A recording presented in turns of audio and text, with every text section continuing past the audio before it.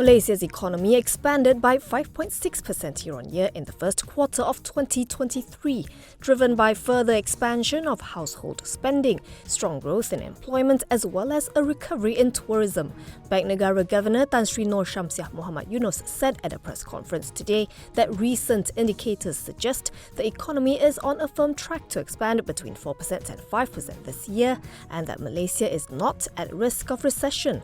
On its recent move to increase the key interest rate to 3%, the governor said it was necessary to avoid keeping the rate too low for too long when economic growth was firm. She also noted that most lower-income households will not be affected as their loans are scheduled on a fixed-rate basis. Meanwhile, Stage 2 loans, which are borrowings on the verge of default, have declined, reflecting improving asset quality as borrowers are able to make their repayments.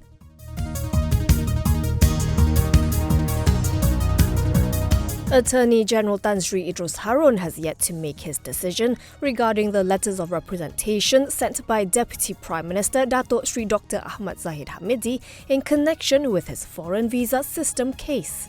The Court of Appeal adjourned today's case management hearing and fixed July 28th as the new hearing date in order to give Idrus more time to consider the matter. It is understood that the BN chairman had sent a series of letters of representation from January, with the latest sent in February.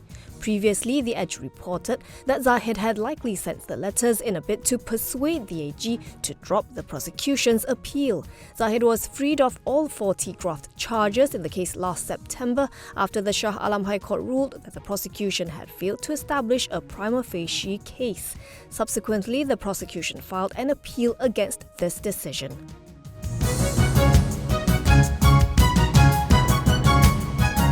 Inspector General of Police Tan Sri Akril Sani Abdullah Sani said the police and the Malaysian Anti-Corruption Commission will be working together to bring Loke Jho back to Malaysia. Jho Low was charged under Section 41A of the Anti-Money Laundering and Anti-Terrorism Financing Act 2001 in 2018, although he did not appear in court. Akril Sani said the police have opened an investigation paper and that charges will be pursued if he is repatriated. Last Friday, Prime Minister Datuk Sri Anwar Ibrahim said Putrajaya is in talks with authorities abroad to secure Jho Low's return, but refused to confirm the whereabouts of the fugitive financier who is said to be the mastermind of the 1MDB scandal. According to Anwar, the effort is complicated as it involves multiple countries and intelligence services.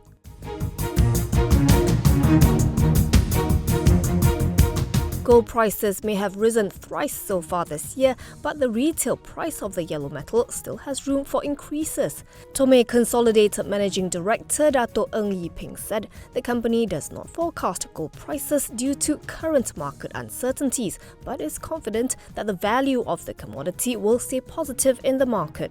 Ng said Malaysian consumers continue to buy gold as a hedge against inflation and have also maintained the culture of gifting gold for wedding anniversary and birthday celebrations. Interestingly, he noted that the recent Hari Raya Idul Fitri celebrations has seen a surge in customers trading in gold for cash, when the usual practice was to trade in old jewellery for new. He told the press after Tomei's 18th AGM that any increase or decrease in gold prices will be passed down to the consumer. At the close, Tomei shares settled 0.75% at RM1.32, valuing the group at 182.9 million ringgit.